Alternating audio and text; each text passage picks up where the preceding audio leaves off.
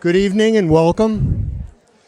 My name is Ed Wasserman. I'm the Dean of the Graduate School of Journalism, and it's an honor and a pleasure to welcome you here tonight. A couple notes. Please, if you have phones, turn them off. We may ask you to take them out later if the lights go off, but we're hopeful we'll be able to get through this evening. We have quite an event for you tonight. Our guest of honor is Naomi Klein. I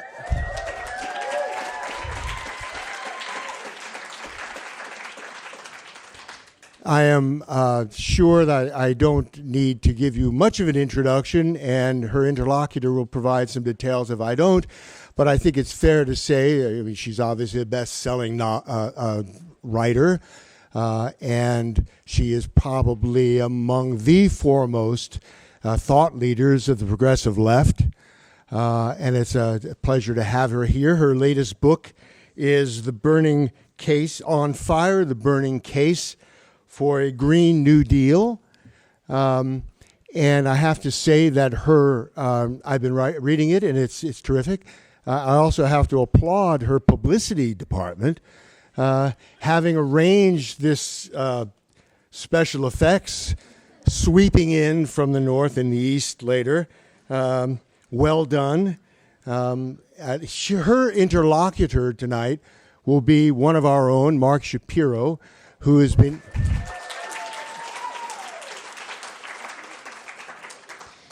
Mark has been a lecturer at the Graduate School of Journalism for 7 years. He's a writer of books in his own right, having written Carbon Shock, which will make you feel bad, and Seeds of Resistance, which will make you feel better, since it's about the efforts that people are making now to provide the human race with a seed store that will enable us to cope with the climate crisis that's upon us.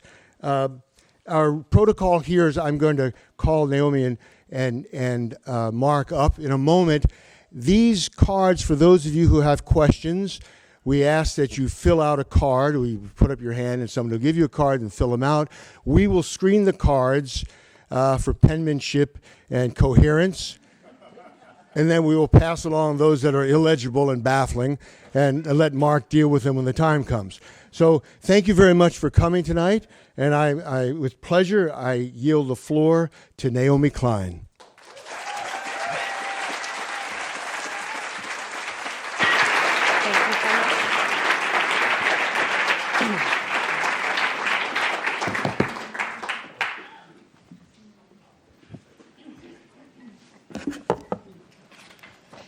Thank you so much, Dean Wasserman. I am delighted to be here at this storied journalism school with so many of my own journalistic heroes in our midst, and I'm delighted to be in conversation with Mark Schapiro, who first invited me here and whose work has really informed my own and been a tremendous source in my reporting on the climate crisis. So I've been touring with this book now for just about 5 weeks. And today, for the first time, as your dean just implied, the title feels just a little bit too literal. So what I want to do, first of all, is ask all of us to think about the communities in Sonoma County that are currently under evacuation, people whose fates are extremely uncertain, people whose traumas are being triggered all over the state. There are some very strange winds blowing out there. And I don't usually do this, but I thought what I would do today is start with a short reading from a chapter of the book that is called Season of Smoke. And it's about a holiday that I took with my family in British Columbia 2 summers ago. My parents and extended family live in British Columbia. And we went out there, and the holiday didn't pan out as planned. Yeah, that's the way we felt. A week into the whiteout, the world begins to feel small. Life beyond the smoke starts to seem like a rumor. At the ocean's edge, we can usually look across the Salish Sea to Vancouver Island. Now we strain to see an outcropping of rock a few hundred feet from shore. I've been on this coast for whole winters when we barely saw the sun. I've learned to love the steely beauty, the infinite shades of gray, chiseled in the mountains, the low sky, and the movement of the mist. But this is different. There's a lifeless quality to the smoke. It just sits there, motionless and monotone. I decide that the animals are depressed. The seals seem to pop their heads up in a purely utilitarian fashion, just to take a breath, and then disappear again beneath the gray surface. They do not play. The eagles, I'm convinced, are flying for function, not fun. No soaring or windsurfing. There's little doubt I'm imagining all of this, projecting, anthropomorphizing. It's a bad habit. I email a friend in Seattle, a prominent environmentalist, to ask him how he's faring in the smoke. He reports that the birds have stopped singing, and he is mad all the time. At least I'm not the only one. It begins to strike me how precarious it all is, this business of not being on fire. So far this summer, less than half an inch of rain has fallen in this temperate rainforest. The forest ground cover, usually moist and squishy, crunches underfoot. You can smell the flammability. It's almost a week into the smokeout, and the moon is nearing full. But when the almost full moon rises, I mistake it at first for the sun. It's the same shape and almost the same strange fiery color. For about 4 days, it's as if we are on a different planet, one with 2 red suns and no moon at all. Looks like snow is coming. My son Toma, just 5 years old, declares solemnly. His face is pressed up to the window and the white, thick air on the other side. Not snow, smoke, I explain, again. His response goes through phases. Nightmares wake him up at night.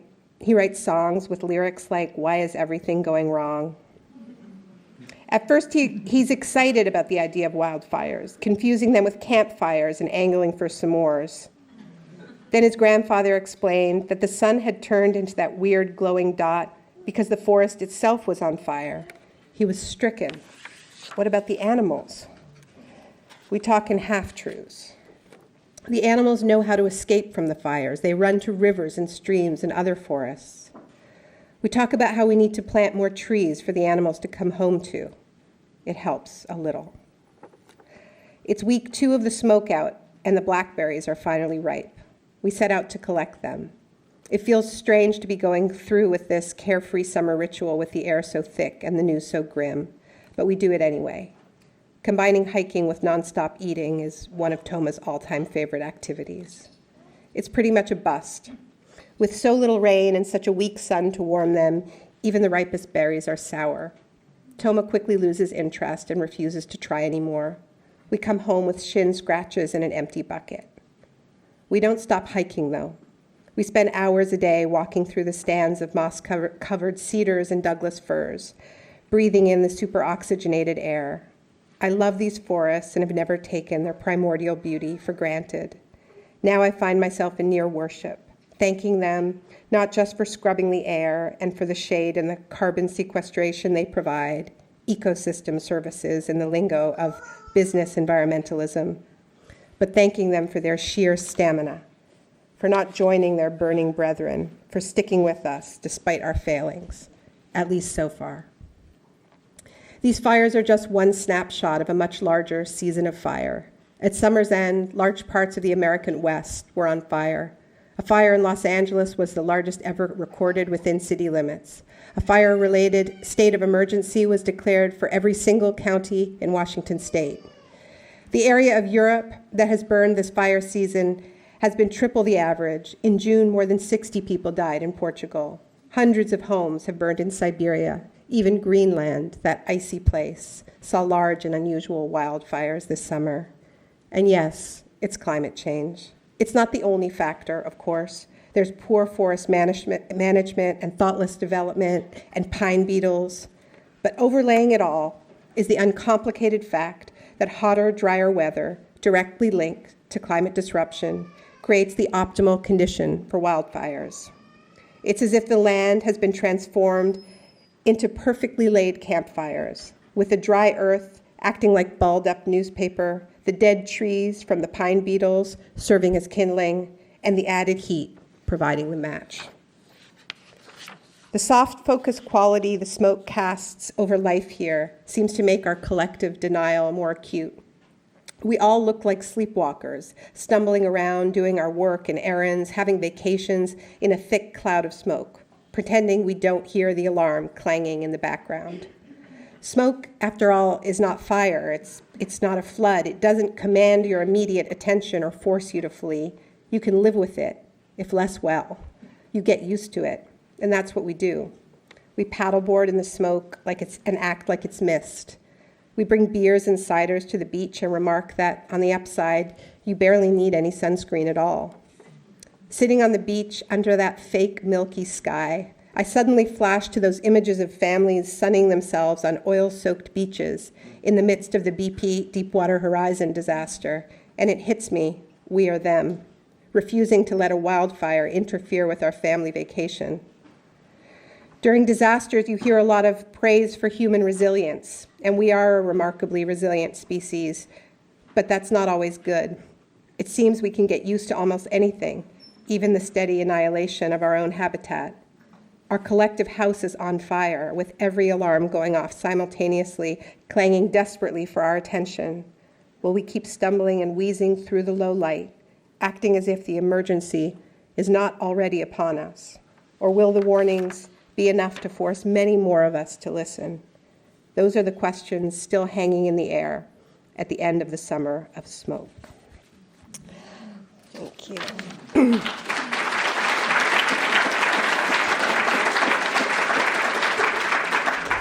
So I just want to offer a few sort of framing thoughts before going into the conversation with Mark. And I guess the main sentiment I want to share with you is the main thing that I feel about the moment that we are in, which is just the heavy weight of our historical moment, of what it means to be alive in 2019, when what we do will determine the fates of so many hundreds of millions of people. Their fates rest on what we do or don't do in just this handful of years. A year ago, the Intergovernmental Panel on Climate Change came out with their now fateful report on the need to keep warming levels below 1.5 degrees Celsius. They strongly urged that we do this. It is in the Paris Accord. Governments agreed to make best attempts to keep warming below 1.5 degrees Celsius. And they said that if we were to do this, we would need to cut global emissions by 45% in 12 years and completely decarbonize the global economy by 2050. They said that this was not something that was going to be possible to accomplish through a narrow carbon-based policy. And in the summary of the report, they spoke in very, very plain language. Climate scientists have learned to do that of late. They understand that this is what it will take. And they said that it is technically possible to achieve these steep emission reductions, but it would require, quote, unprecedented transformations in virtually every aspect of society. So that's what a Green New Deal is about. And we're going to talk about that and dig into it more. But the point is that we have this very short window to change everything. And if every ounce of our energy was focused on that structural transformation, it would be hard enough to pull off. It would be a truly epic task, but possible. And yet, at this very moment in our history, the men rising to the highest office in country after country are not only refusing to douse the flames, they are full-fledged planetary arsonists. They are pouring fuels on these fires with defiance. We have Trump rolling back every environmental law conceivable, cracking open public lands to unrestricted drilling, and fracking, trolling Greta on Twitter, ogling Greenland for the fossil fuels, now available under the melting ice. But this is not just about Trump. This is a global phenomenon. It looks different in different contexts, but there are some common threads, and I want to talk a little bit about those common threads. We have Jair Bolsonaro in Brazil.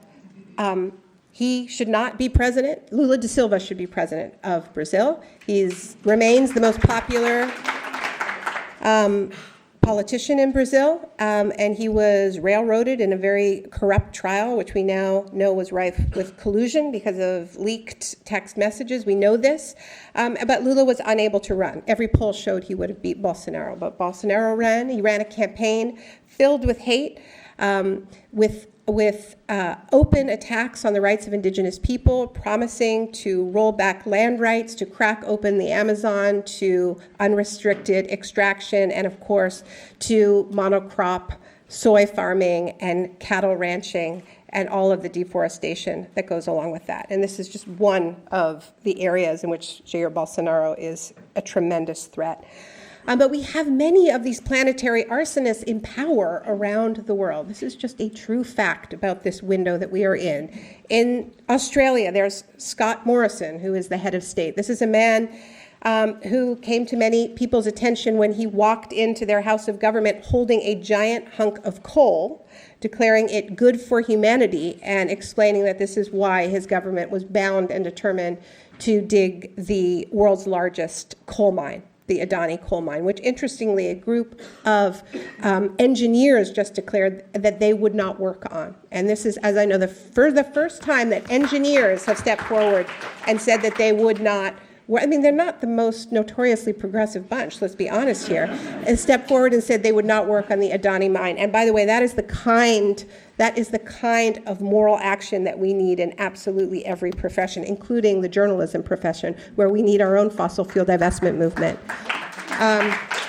We cannot allow the publications that we write for, that we broadcast for, to continue to run ads from the fossil fuel companies that are responsible for the deception and the decades of lost action, decades that we will never get back, natural wonders that we will never get back, lives that we will never get back because of the lies that they spread through our media system, through our public ecologies, and now they are rightly on trial for having done the research and suppressed that research and misleading their shareholders, but more importantly, misleading the public. And we cannot have our media institutions complicit in this any longer. That was just a tangent. So we have Morrison, we have Modi in India, we have Duterte in the Philippines, and we have all of these strong men figures in power around the world, and they are different, and there is no one-size-fits-all model, but there are a few common threads that we can identify that these men really share in common. And one of them is that they are all very, very good at identifying an in-group within their countries, a sort of circle of protected people, the real, right, the real Americans, or the real Brazilians, or the real Indians, and then, of course, the out-groups, the criminal, the illegal, the drug dealer, the frightening other, the terrorist, the disease, the invader. And all of this supposedly makes it acceptable to wage war on these out-groups, to tear children from their parents, to warehouse people in concentration camps, to seal borders to tens of thousands in need. We see this around the world. We obviously see it here, but we also see it in Europe. We see it in the toxic rhetoric of people like Matteo Salvini, Marine Le Pen. Now, obviously, in the United States, this is animated by white supremacy, the definition of who is an in-group and who is an out-group. And this is also true in Europe and in what is happening with allowing thousands of people to drown in the Mediterranean. But it looks different in different countries, this defining of the in-group and the out-group and the way this is being weaponized, right? For Modi, it is the Hindus who are the protected, right? And the exiled are the Muslims and tribal people. And for Bolsonaro, racial hierarchy is a force as well, but he's also animated by this powerful hatred of what they call cultural Marxism, which of course has terrifying resonances with the history of military dictatorship all over Latin America. Netanyahu, Jewish supremacy. We have different formulas around the world, but we have these supremacist logics that are surging in this moment. And the way I understand this and explain this in the book is that these are the two fires. We have the fires of climate disruption, often literal fires, like the ones so near here. But we also have these political fires, the fires of hate that are also raging out of control, that are also jumping from country to country. And what I'm arguing is that it is not a coincidence that these two fires, the planetary one and the political one, are raging at the same time. That it is not a coincidence that as the climate crisis really becomes impossible to deny, and honestly, I don't care what they claim to believe, they all know it is real. I mean, Trump has had to redesign his golf courses to deal with sea level rise. Mar-a-Lago is intensely threatened by sea level rise. They all know that this is happening. What they believe is that they and their children and the people around them will be safe, that their wealth will insulate them. Right, in the same way that they are replicating this logic with the fortressing of their countries. I don't think it is a coincidence that this hate is surging in this moment, that the climate crisis ceases to be this hazy crisis off in the distance and becomes this banging down the door, present day crisis.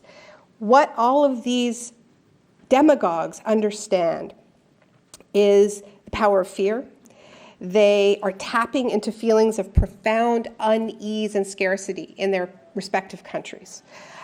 Some of that scarcity flows from decades of neoliberal economic policies, the attacks on labor protections, the shredded social safety nets, the opened chasms of economic inequality, an economy where you have to be a winner because if you are not a winner, then of course you are a loser. There is nothing in the middle. This is what it means to live in a highly unequal society. And this idea of just doing everything possible to be a winner. That was the plot line of Trump's one and only successful business, The Apprentice, right? Becoming a winner, not a loser. So they're tapping into that economic insecurity, which is not to say that they are representing the most economically precarious people in their respective countries. That's not true, right? But under neoliberal economics, everybody is feeling this sense of that the ground can fall out at any moment, right? And this is what this culture of precarity has brought. But I believe that they're also tapping into the reality of our moment of planetary insecurity. We all know on some cellular level that life on this planet is in crisis, that our one and only home is unraveling. No one, no matter how much Fox News they watch, is protected from the feeling of existential terror that flows from that. And that is what men like Trump and Bolsonaro know. Their one true skill is how to make other people's fear work for them. And so they rile up hatred, and they weaponize desperation, and they run campaigns on building walls and stopping pending invasions. And most of all, they sell their respective in-groups the illusion that they will finally be secure in our age of rampant insecurity. You know, the slogan of the Brexit campaign in the UK was "Take back control." Right? It was an illusion of control, but it is a control that so many people long for in this moment. And of course, all of this leaves them free to get on with the real business at hand, which is plundering the last protected wildernesses on this planet, from the Amazon to the Arctic, which of course fuels those planetary fires, that deforestation, and digging up all those fossil fuels, and that fuels the droughts and the superstorms and the floods, the fires that force millions to flee their arid lands, the fires that intensify armed conflicts, which also fuels migration, which in turn is used to fuel the fires of hate. So I'm just going to read another short extract from the introduction of On Fire. The rapidly escalating cruelty of our present moment cannot be overstated, nor can the long-term damage to the collective psyche should this go unchallenged.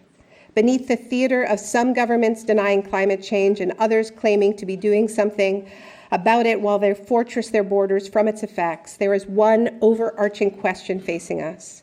In the rough and rocky future that has already begun, what kind of people are we going to be? Will we share what's left and try to look after one another? Or are we instead going to attempt to hoard what's left, look after our own, and lock everyone else out?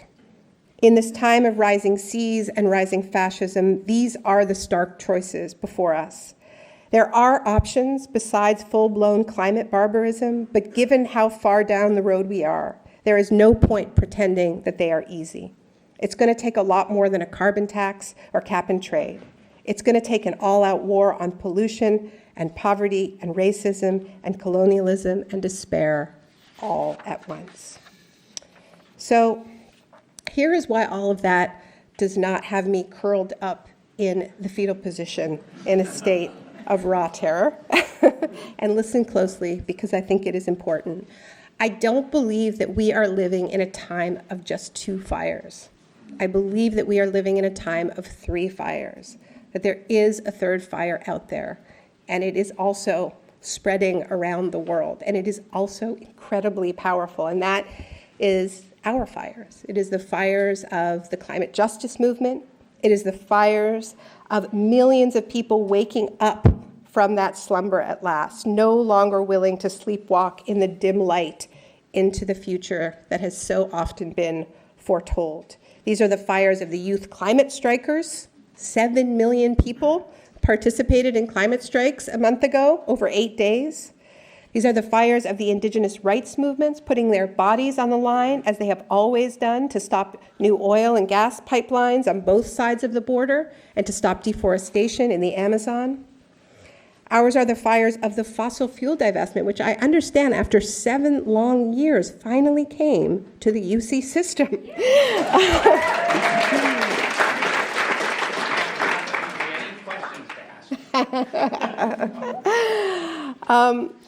And the Green New Deal, to me, represents the most hopeful development in this. And this is a political framework that builds on the work of the climate justice movement over many decades.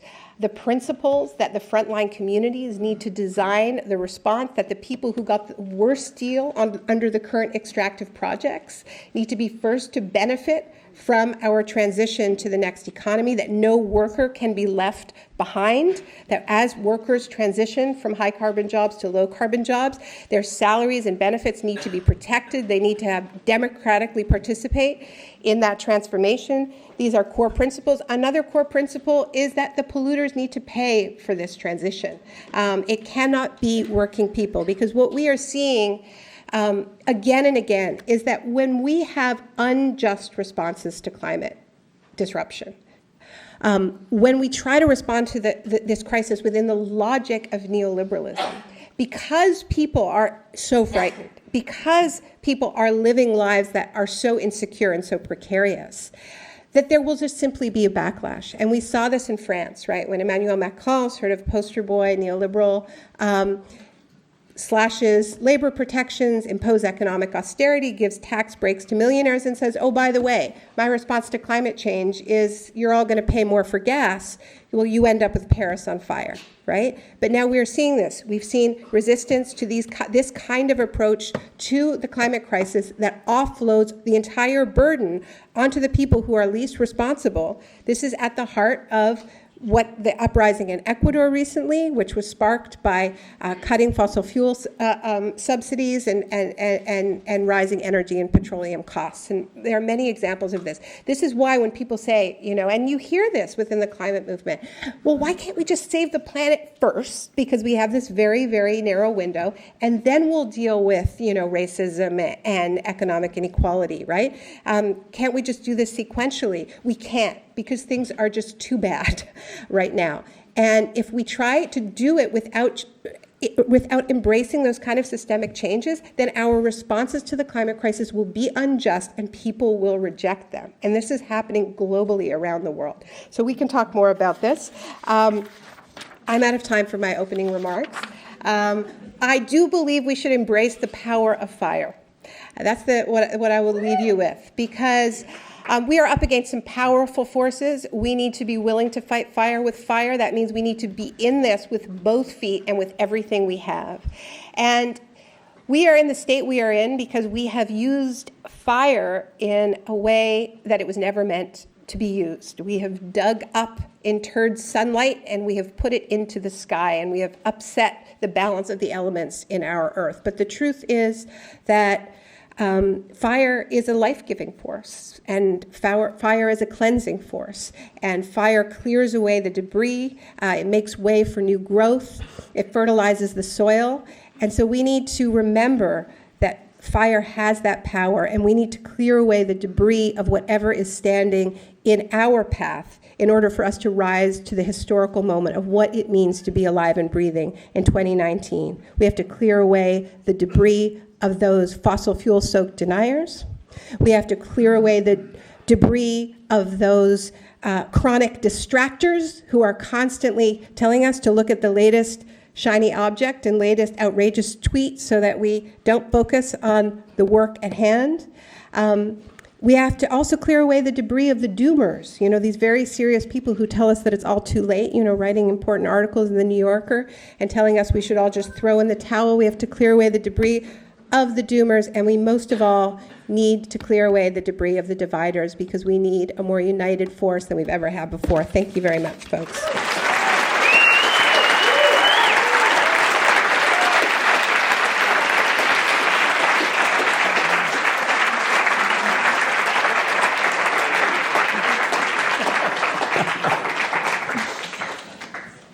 Okay, well, covered a lot of ground, Naomi. But superficially. Just on the ground, Yes. yes. So, all right, well, I just wanted to say it's an honor to be here with you, Naomi. Your work has influenced me in so many different ways, and I've really appreciated journalistically how you follow a thread of evidence and somehow get to the heart of the big picture, which is about the systems that are at play. And I think that's what her mastery is in all the books, starting with No Logo and Shock Doctrine. And now here we are with... What's it called? With what that damn book is called. There we go. On Fire, sorry. On emoji. Yes, okay. And I have read every page of this book. I had to fight for that emoji on the cover, by the way. I bet you did. It's tough in a bookstore. What is that thing? So it's a fantastic book. It's an eye-opening read. It gives you insights every step of the way to dimensions of the climate challenge that make complete sense when you see them, but very powerful insights. So I want to start with one thing that really struck me in how you articulate. In fact, you set the book up really with the children, the movement of kids, with teenagers basically around the world who are actually protesting. And the interesting thing about Greta Thunberg, which I hadn't really thought through, and I wanted to ask you about this. Here we are in Berkeley, we're at a university. The mark of sophistication when you were coming up and growing up and going to college and everything was your ability to grapple with multiple realities at the same time, right? You're open to multiple realities, and you can actually balance them and handle them, and maybe even they're contradictory realities. And that is, in a sense, the mark of, quote, sophistication, in a way. That's one mark, anyway, as well as good taste in music and a few other things. So what was interesting was what you said about Greta Thunberg, and I just want to cite two sentences from your book, which I think are really eye-opening, because as all of you have probably been following the incredible saga of Greta Thunberg. And of course, you met with her and have some deep observations about her. Two sentences, and I want to ask you to explain this. As we know, Greta Thunberg is on the spectrum of autism, and you're very open about that, as she is. So these are your words. People with autism tend to be extremely literal, and as a result, often have trouble coping with cognitive dissonance. Those gaps between what we know intellectually and what we do that are so pervasive in modern life. She, Greta Thunberg, saw and felt the full implications of the crisis and could not be distracted from it. That is a pretty powerful idea. So are you suggesting that we lose our defense mechanisms to the reality around us, or how would you like to kind of extrapolate on that insight? Well, I think the main thing is so the problem is are social animals. We take our social cues from each other. As Greta says, I am not interested in your social games. And she, like many people on the spectrum, she doesn't really look to other people to figure out how she should behave. And that is something that is really hard for people on the spectrum. And as she's talked about, she also faced intense bullying, as so many people, neuroatypical people do, because they get called weird, right? Because they're not acting like everybody else. Now, people with typical neurological wiring do that sort of monkey see thing, and that's how we find out how to fit in, right? And that's how you build cohesive community, and it's not a bad instinct to have, to look to each other to figure out how to act. The problem is if you live in a culture of late capitalism, what you're getting some pretty confusing signals. You're looking on your phone and it's like, whoa, there's walruses jumping to their death on Netflix. This is really scary. And now somebody's telling me that I should really care about what, the royal family wore on their trip to Pakistan, and I need to watch more videos about facial contouring, and none of my politicians are talking about this. And so I think the problem is we live in a culture that is pretty not well, and does not have its priorities right. And so if we are looking to our culture to get our signals, so like our signals of how we should behave, we are getting some pretty wrong signals. And so I think because Greta wasn't looking for those signals and she just trusted her first instinct, the first thing that happened is she got incredibly depressed, right? Because she just couldn't cope with the fact that what she was understanding intellectually about the state of our world, and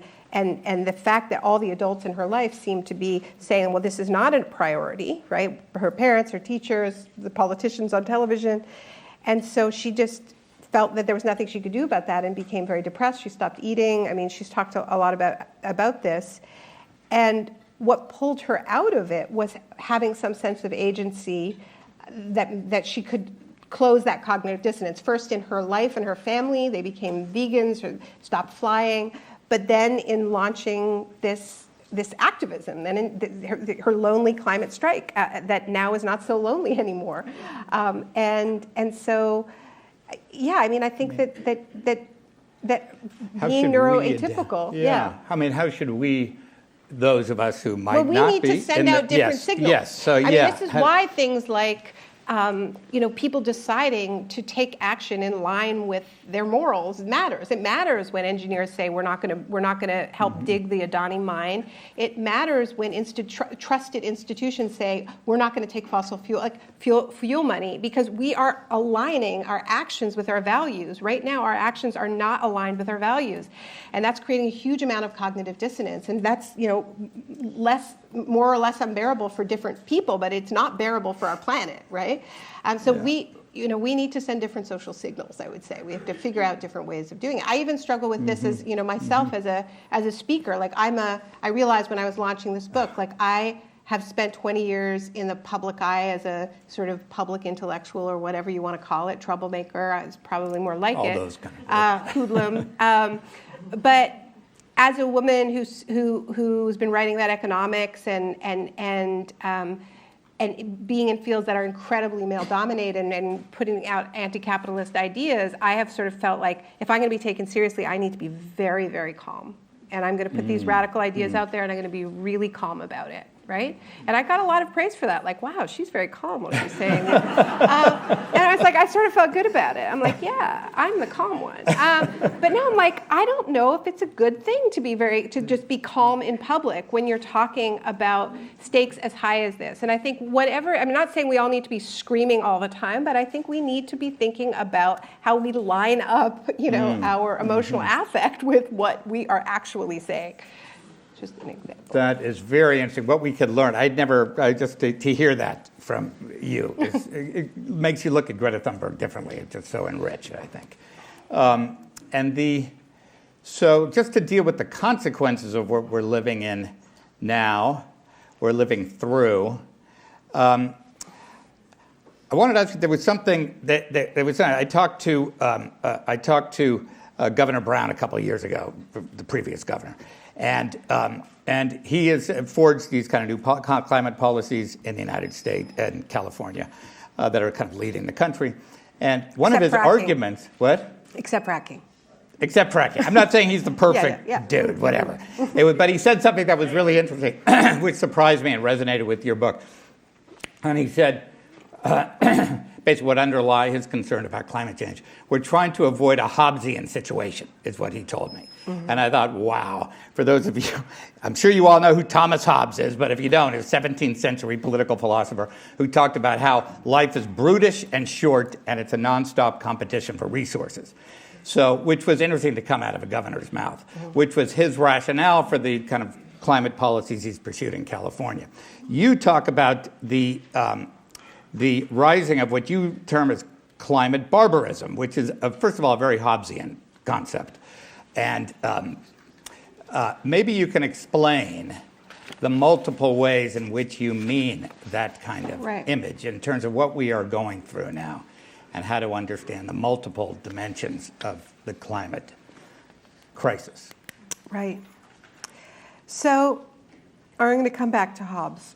Okay. Because, I mean, I guess I just want to say that I think that this idea that the only way that humans can confront hardship and scarcity is through nasty brutishness. Mm-hmm. I don't think it's true. I've actually seen people confront hardship and scarcity with tremendous solidarity and beauty, and I think that this sort of essentialist idea that whenever things get tough for humans, we do this is an essentialist idea that I reject, and I think is a bit of a dangerous one. But I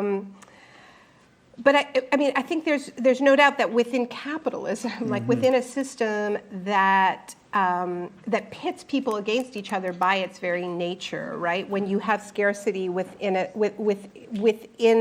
a very late stage of that system, right, where this logic has entered every aspect of life, then when you layer climate disruption on top of that, then people do turn on each other. And when you have not confronted the white supremacy in the culture, the misogyny in the culture, all of that gets worse. Like whatever is bad in your culture, if you layer climate disruption on top of it, it all gets worse. But draw those links a little more clearly. Yeah. You talk about the rise of white extremism, what I'm calling climate eco-fascism. I mean, when I say climate barbarism, what I'm saying is that what the policies of this government are I think they should be understood as a barbaric form of climate change adaptation. So this is why I say I don't care whether they say they deny it. They all know it is real. And if you look at what Trump has done, right, how central the fortressing of the border is, how systematically he has gone after temporary protected status for Haitians, for Salvadorans, and understanding that temporary protected status is the only way in which people who have had their lives destroyed by natural disaster can claim status in this country. Because there's no such thing as a climate refugee under international law. When the Climate Convention was written, climate change wasn't understood. So you can't become a climate refugee because there's been a natural disaster. So there's a loophole, and it's called TPS. TPS provides protected temporary status for people, after Hurricane Mitch, after the Haitian earthquake. And look at how systematically Trump has gone after TPS. And after Dorian hit the Bahamas, they were right away said no TPS for people from the Bahamas. They're drug dealers. So I think we are seeing a really, really frightening shift where if we understand that we are seeing a surging, we are seeing a willingness to rank human life, right? It's supremacist logic. As I said, it looks different in different countries. I think what this is doing is these ideas surge when they are needed to justify barbaric actions, right? Like racial, scientific racism emerges to justify the transatlantic slave trade and to justify colonial land theft. It's not like suddenly people had like an idea. we want to rank human life and say some people are more like animals than humans. No, if you're going to be barbaric, you need a system that explains why it is okay to treat certain people like that. And so if we are going to fail to change our systems in response to the climate crisis, and we understand that the space in which humans can live on this planet is contracting, and we are in a time of absolutely unprecedented human migration, and it isn't going to change, then this is what is already happening. This is what you have to do to allow people to drown in the Mediterranean in the numbers that they're drowning. And this offshoring that we're seeing with Australia, the European Union, and now the US, right, where they're making deals. These majority white countries and continents are making deals with poorer countries and saying your new role in the global economy is to warehouse our migrants. So you intercept the boats on the way to Australia, you take people to privatized detention camps on Manus and Nauru. The European Union has now done the same with Libya, right? Libya intercepts the boats. It becomes illegal to save people. They're prosecuting people who have actually saved lives in the Mediterranean. And Libya is running these concentration camps. What is Trump doing now? He's going to Guatemala and El Salvador, the very countries that that the U.S. has cut hundreds of millions of dollars in aid, including, as you know, aid that was going to farmers to keep them on their lands, and says, now we have a new deal for you. The deal is you have to keep migrants from ever reaching the United States. So this is what I'm calling climate barbarism. But I think there's something else, which is outright ecofascism, which is an explicit acknowledgement that we are in an age of climate disruption, and there are people who are out there arguing that climate change is like a corrective, that there's going to be mass death, and that's okay because the people who are going to die are not white. I mean, this is really happening. The El Paso shooter went into a Walmart. He wrote in his manifesto that he was an eco-fascist, that he had been inspired by the Christchurch killer who identified as an ethno-nationalist eco-fascist. He went to a Walmart. Why a Walmart? Why a Walmart that was frequented by Mexicans? He wrote in his manifesto that it was because Americans will never change their way of life, their lifestyle, and so you have to keep Mexicans from adopting that way of life. So it's very interesting that the way you characterize this, which is a new way of actually understanding this behavior, which is we have the wall going up in Mexico, the crazy immigration policies, both in the United States and in the European Union and elsewhere, as climate adaptation. So that's, first of all, that's kind of a new way to understand that, which is a kind of a powerful idea. We think they're climate deniers who are pursuing these kind of racist policies, but in fact they're adapting to the changes being wrought by climate change, which is interesting. And if that was Trump the case, is a very casual climate denier. He doesn't really talk about it much. Yes. He just does it just enough to sort of have a cover for why he's pulled out of the Paris Accord and the rest. And how would it be if and some of the richest fossil fuel guys are buying, resorts in New Zealand to escape the effects of climate change? But if you were to characterize immigration policies, ethnic disparities of pollution as forms of climate adaptation, how would that change the debate? Because we're engaged in this idea of we think climate adaptation is about new green energy sources and maybe higher walls up to sea level. And but if you were to characterize it in this way, it would actually shift quite a lot of the public discussion. If you had one form of climate adaptation, which is to build more walls and to keep people out because you don't want them disrupting the status quo, and then another kind of climate adaptation that would look like what? Taking this down the walls? Is yours. Yeah. I think it looks like attaching rights to the person and not to citizenship. I mean, there's going to have to be a huge shift. Well, that's interesting. And I think, I think a big part of the reason why, and I argue this in the book, that I think the right has long understood the deep implications, the justice implications of climate change. In that, we know that this is a crisis that was created in the wealthy world, right? And there's been a big fear and an explicit fear that it would lead to transfers of wealth from the north to the south. talking about another mass killer, Anders Breivik. In his manifesto, he called climate change like the new redistribution of wealth, and it was a conspiracy to weaken Europe and the United States by moving money from north to south. But it is true that within the UN framework, wealthy countries who created this crisis do owe debts, and I don't think those debts are just financial. I think there are also debts that are owed to migrants who have been forced off their lands through our actions. So yeah, that is an alternative. I think the alternative is deep internationalism. Yes. And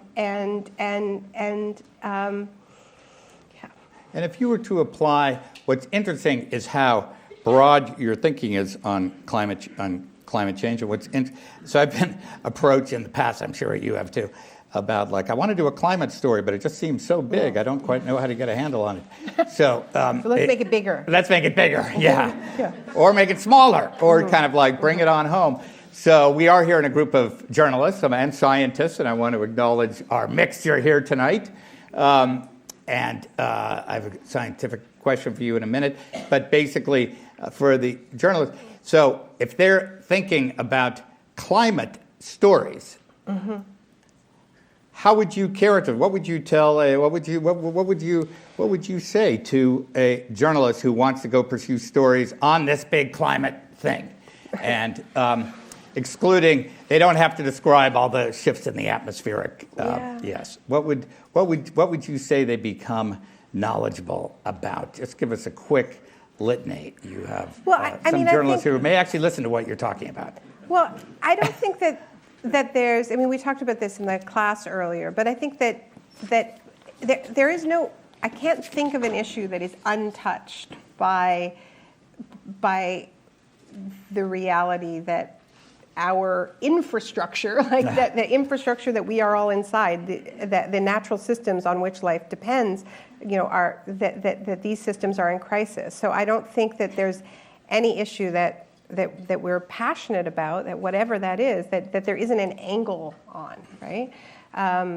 For better and worse. So I think it's just a question of finding out what those connections are, rather than saying we all need to be on the climate beat and it's the same beat. It's if you're passionate about violence against women, look into the fact that there's apparently been a spike in domestic violence, in Chico, California, in Toronto, where you had 20,000 new people in a fairly small community after the Paradise Fire. And what happens when communities are under stress is whatever the pre-existing inequalities are, they're going to get worse. And we really aren't telling this story because we've had too narrow a lens on it.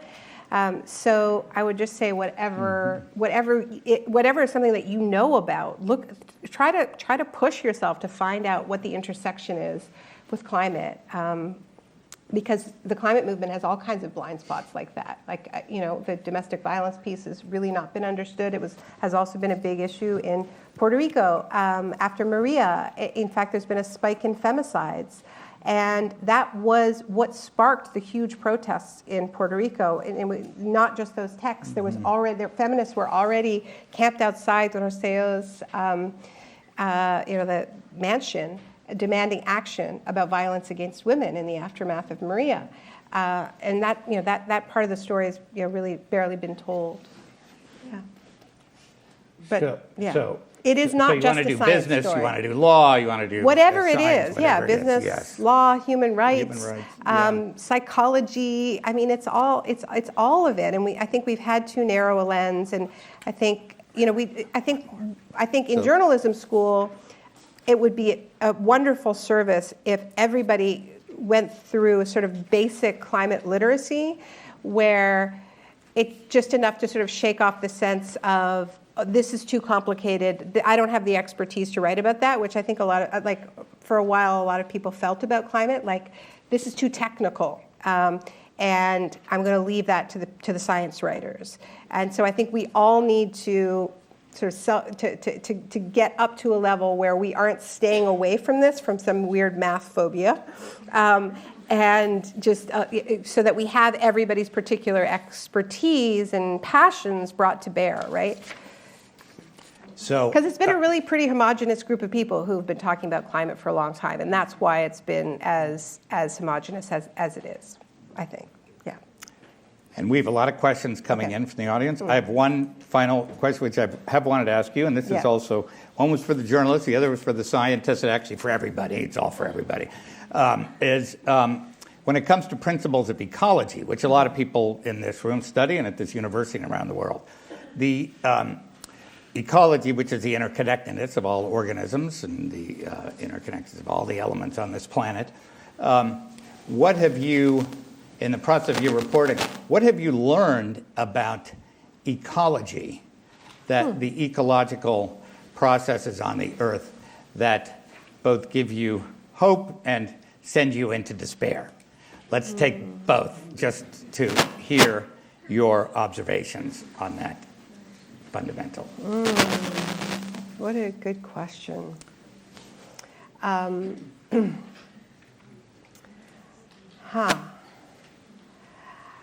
I guess I think a lot about salmon. It's kind of an obsession. And, I think that the life cycle of the salmon, more than any other creature I know,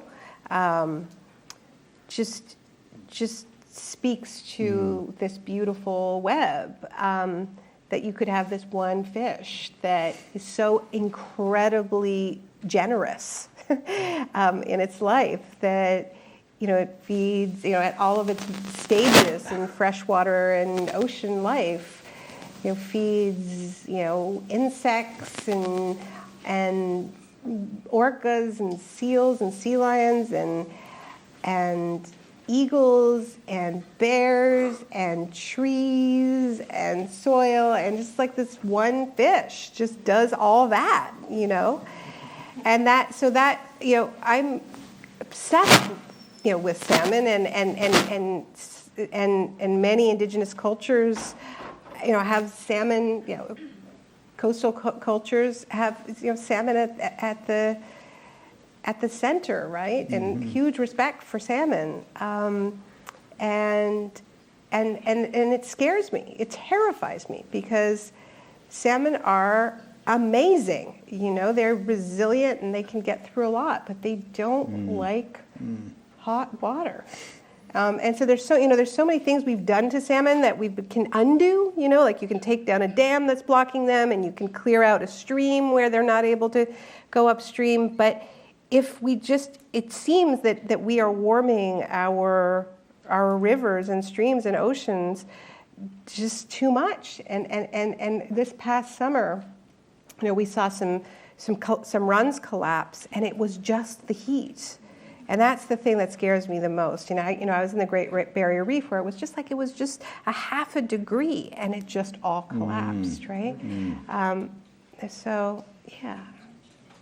All right, well, thank you for that. Yeah. That's maybe we'll return to the hope part of the question. Sorry. That's okay. I mean, we are in salmon country, so I thought you'd understand. We get it. That's okay. And because now we want to open it to the audience here for questions, and also fish farms. We can take down fish farms. Oh, the first one, as an activist. Salmon farms, anyway. Okay, good. So first, we're going to open it all these. Thank you for sending these cards up here. And I want to start with the first question from a co-sponsor of this event, which is the Energy and Resources Group right here on campus. Dan Kamen, who's the chair of that group that does very important research and teaching on questions of energy here at the university as a professor at the Goldman School, and a co-winner of the Nobel Prize in 2007, which went to the IPCC. Yay! So that makes me think it's going to be a very hard question. I'm sure it's going to be tough. It's going to be, let's throw you off your balance. And we want to acknowledge that we're bringing together the science departments and the journalism departments right here at this place. So thank you, Dan. And so Dan gets the first question. Okay, Naomi, I'm just reading it literally. I've never seen this before. First, bravo. Eloquently put. You lay bare the needed linkages of social injustice and climate barbarism. California has made social justice central to its climate policy, as now has New York, 100%, they talk about 100% green energy. What is next needed to make climate-smart finance the banking standard? Climate-smart finance. Ooh. Good question. Want to take a minute or two? Yes. Oh, okay. So beyond, and when I say carbon price isn't enough, I'm not saying we don't need a carbon price. I think we need a progressive carbon tax. We absolutely need one. The problem is in terms of actually lowering emissions in line with what the IPCC is telling us, whether we're talking about 1.5 or 2 degrees, it would have to be $75, right? Like it's too high to get the job done. And so, but by finance you mean banking or pricing? Yeah. So I think a progressive, I think a progressive carbon tax within a context of other policies, and this is where this issue, a lot of the sort of liberal pushback against the Green New Deal has been this thing of like, what's healthcare doing in there? What's childcare doing in there? And I think that I hope that the French experience sort of answers that in the sense that we have shredded our social safety net. We have shredded labor security. And look what is happening just near here in Oakland, right? I mean, with the school system. I mean, there was like police storming a school board meeting a few miles from here, right? And attacking the librarian, right? Because they want to close schools. So these communities are under intense stress.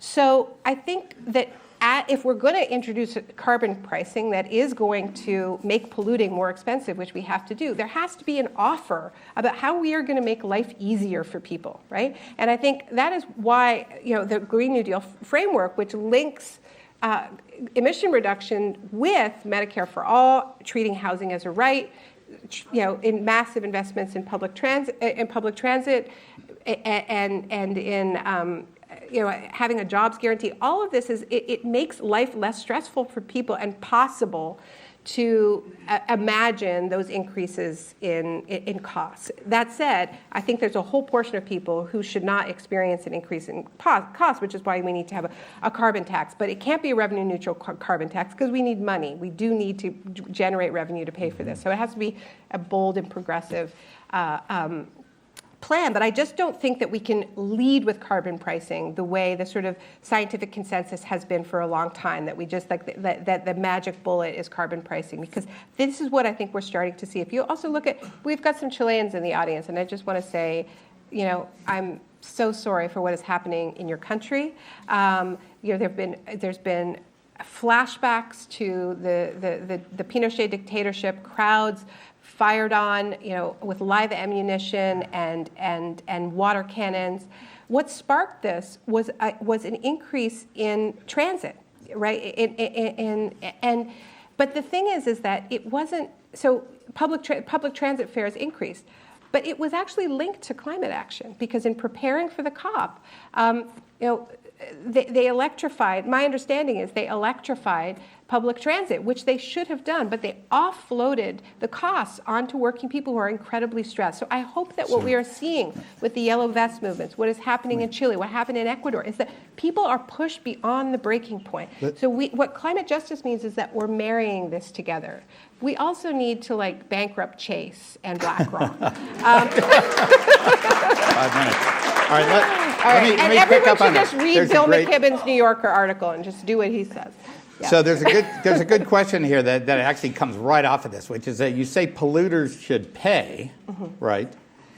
But isn't that what President Macron tried to do with his gas tax? Yeah, no. Was that unjust? No. And be clear about what the problem was and how he could have adapted that tax to be more just. I mean, answer that question. I don't want to, you had a strong. So, we have to go after the polluters in a really aggressive way. And I think some of this is happening in the courts because it isn't happening with regulation.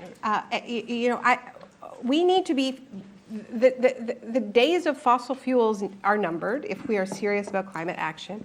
There are still some profits being made. In fact, there are a lot of profits being made.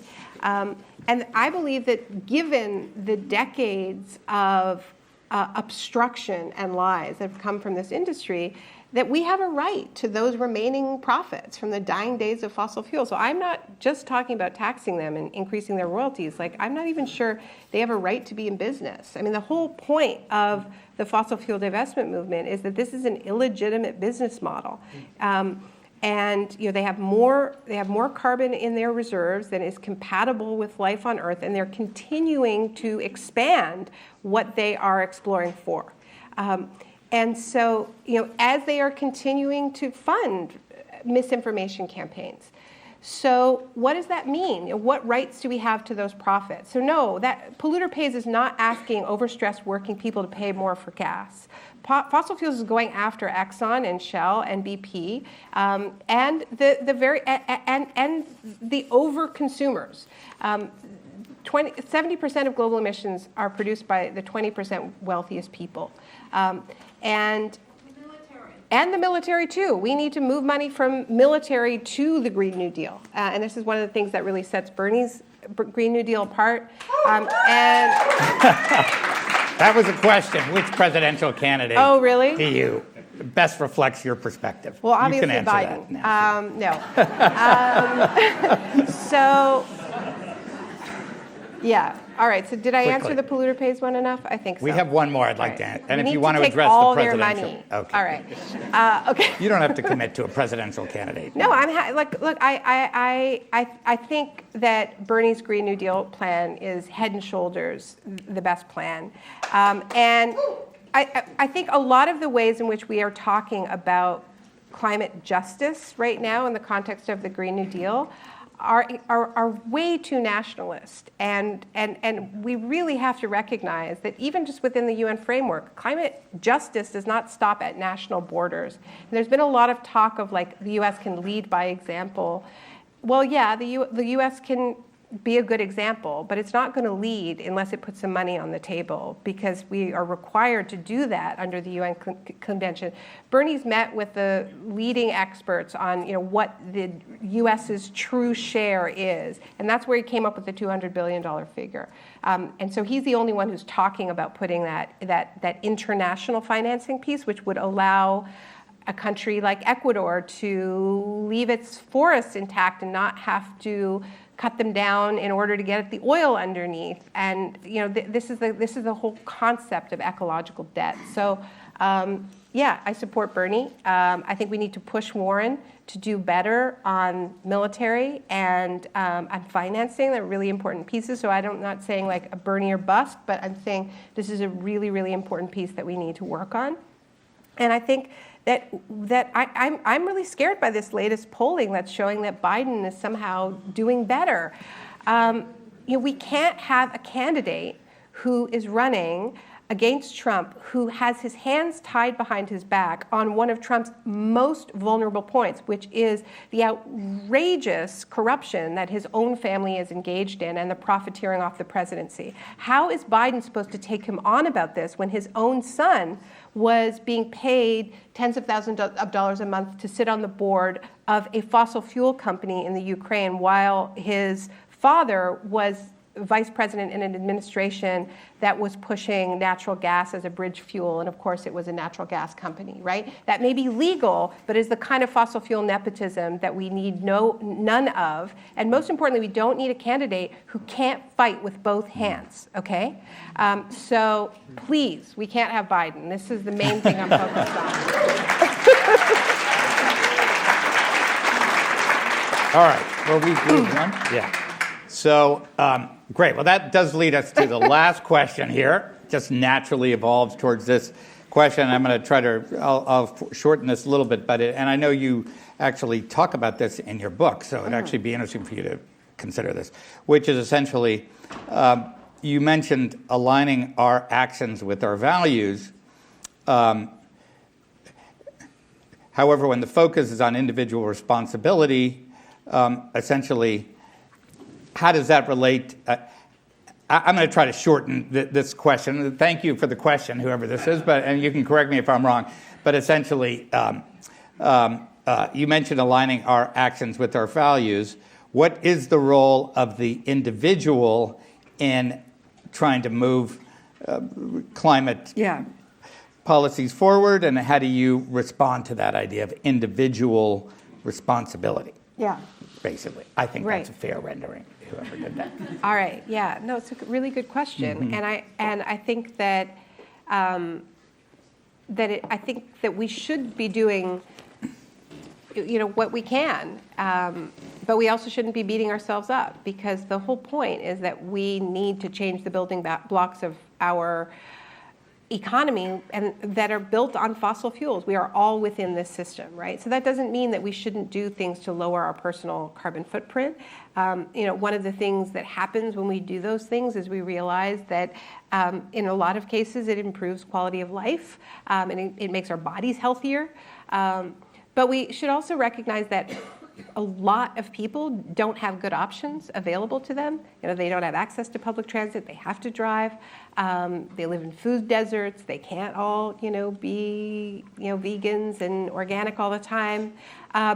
So I think it's, I think while it is important to and I want to make a distinction between our consumer actions and our individual actions, because our power as individuals is not only our power as consumers, because as individuals we can join with other individuals and be part of movements and organize our professional associations, and we can organize our neighborhoods, and we can organize our workplaces, and we can find greater mass action power. And I think one of the big mistakes we have made, and one of the symptoms of living in a neoliberal culture, is that we've really been trained to first and foremost see our powers as consumers. And this problem is just too big for that, right? But I also feel like there is a danger of focusing too much on those individual actions and sort of sending out a message that you can't really be part of a climate movement if you're going to be a hypocrite, and you have to have already kind of rid your life of fossil fuels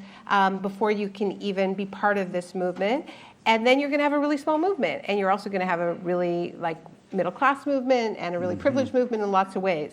So it's a balance, I guess, is what I would say. But first and foremost, we need to stop being such individuals and start working with each other and finding our strength in communities. Because the Green New Deal, which we haven't talked all that much about, but I think people understand the basic concept. And I guess one of the most important things to remember about the Green New Deal is that it takes inspiration from the original New Deal. It takes inspiration and warnings, right? It takes warnings from who was excluded from the original New Deal. Agricultural workers, domestic workers, which was a way of taking aim directly at African American workers. There was built-in discrimination in the New Deal, particularly the way relief was allocated, particularly in the South. What it teaches us is that if we don't center justice, and if we don't say that the people who got the worst deal in the old system need to be at the center of this transformation, then we're going to replicate those injustices again. So we need to make sure that everybody is at the table. But what the original New Deal tells us is that we can do amazing things together, and that we can change things really, really, really quickly. And this is why I find studying the New Deal era so incredible, particularly the Civilian Conservation Corps, which planted 2.3 billion trees and built 800 state parks, or the hundreds of thousands of works of art that were created under multiple programs that created a renaissance of publicly funded art in this country. And the kind of infrastructure rollouts, but also that it was a change in spirit in the country. And so, but one of the things that's most important to remember is that this was not, even though often the history is FDR waved his magic wand and made it so. No, this was born in struggle, and it was a push and pull with highly organized social movements, labor movements, who were pushing all the time for more and more and more. And as he was rolling out these most progressive policies in U.S. history, workers were staging general strikes and shutting down entire cities. In 1934, 35, 36, 37, every year of the New Deal, there were more strikes. okay? And it got better and better and stronger as it went on. So it wasn't because people were like wringing their hands about what they were buying or not buying, right? They were finding their collective power and their collective strength, and we need to recapture that kind of fire again. Wow.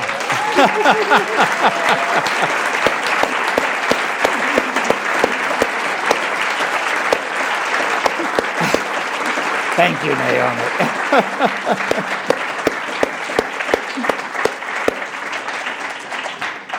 Well, thank you, Naomi Klein, Mark Schapiro. Naomi will be selling and signing books outside. I want to thank the Berkeley Energy Resources Group, our partners in this event, and I especially want to thank the Graduate School of Journalism and the people from the staff who set this up.